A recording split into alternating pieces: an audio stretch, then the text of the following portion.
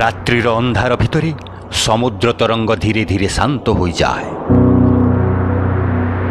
কিন্তু এই শান্তি ভিতরে লুচি রহিছি গোটিয়ে গুপ্ত রহস্য।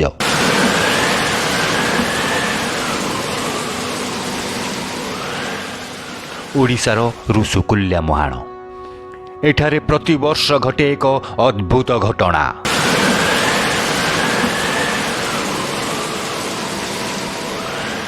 ପ୍ରକୃତିର ଏହି ସୁନ୍ଦର ଘଟଣା ପଛରେ କ'ଣ ଲୁଚି ରହିଛି ଏହାର ସତ୍ୟତା?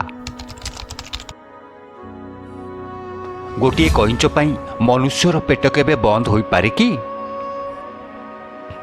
ଏବଂ ଲକ୍ଷ ଲକ୍ଷ କଇଁଚ ଏକାଥରକେ ଫେରି ଆସନ୍ତି ଏହି ଉପକୂଳକୁ, କିନ୍ତୁ କାହିଁକି? ଏହା ହେଉଛି ଅଲିଭ୍ ରିଡ୍ଲେ ସାମୁଦ୍ରିକ କଇଁଚ, ସମୁଦ୍ରର ଏକ ଅଦ୍ଭୁତ ଯାତ୍ରୀ।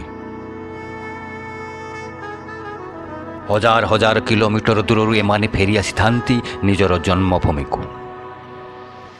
ବାଲି ଭିତରେ ଢାଳି ଦିଅନ୍ତି ଜୀବନର ଅନେକ ଆଶା। ଏହାକୁ କୁହାଯାଏ ଆରିବାଦା, ଯେଉଁଠାରେ ହଜାର ହଜାର କଇଁଚ ଏକା ସାଙ୍ଗରେ ଗଣ ଅଣ୍ଡାଦାନ କରିଥାନ୍ତି। କିନ୍ତୁ ଏହି ଘଟଣା ପଛରେ ଲୁଚିଛି ଅନେକ ଅଜଣା ସତ୍ୟ।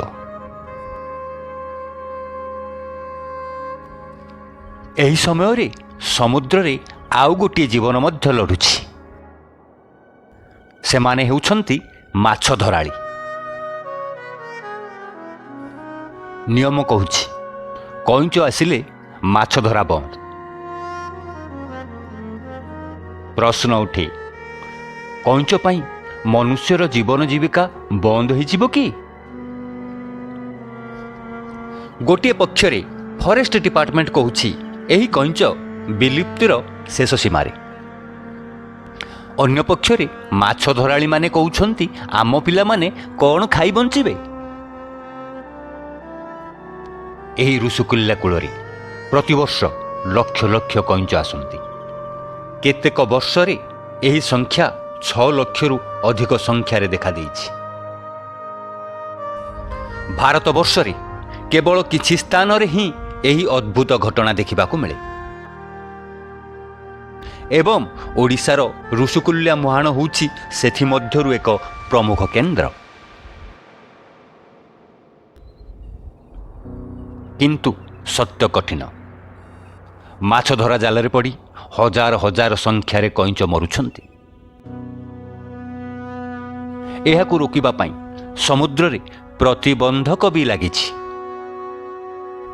କିନ୍ତୁ ଏହାର ମୂଲ୍ୟ କିଏ ଦେଉଛି?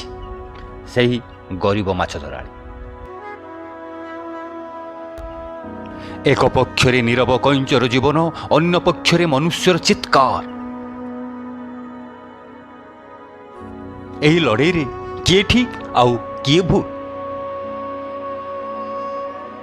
ବର୍ତ୍ତମାନ ଏହାର ସମାଧାନ ପାଇଁ ସୁସ୍ଥ ମାଛ ଧରା ପଦ୍ଧତି, ସରକାରୀ ସହାୟତା ଏବଂ ଜନସଚେତନତାର ଆବଶ୍ୟକତା ଜରୁରୀ ହୋଇପଡ଼ିଛି। ମନୁଷ୍ୟ ଓ ପ୍ରକୃତି ଦୁହେଁ ଏକାସାଥ ରହିପାରିବେ ନିଶ୍ଚୟ। ଏହି ନିରୀହ ଛୋଟ ଜୀବନ ସମୁଦ୍ରକୁ ଯାଉଛନ୍ତି। ଏମାନେ କେବେ ଫେରି ଆସିବେ ପୁଣି ଏହି ଉପକୂଳକୁ? ଏବେ ପ୍ରଶ୍ନ ରହିଲା, ଆମେ କାହାକୁ ବଞ୍ଚାଇବା? ଜୀବନ ନା ପେଟ? କମେଣ୍ଟ ବକ୍ସରେ ନିଶ୍ଚୟ ଆପଣଙ୍କର ମତାମତ ରଖିବେ।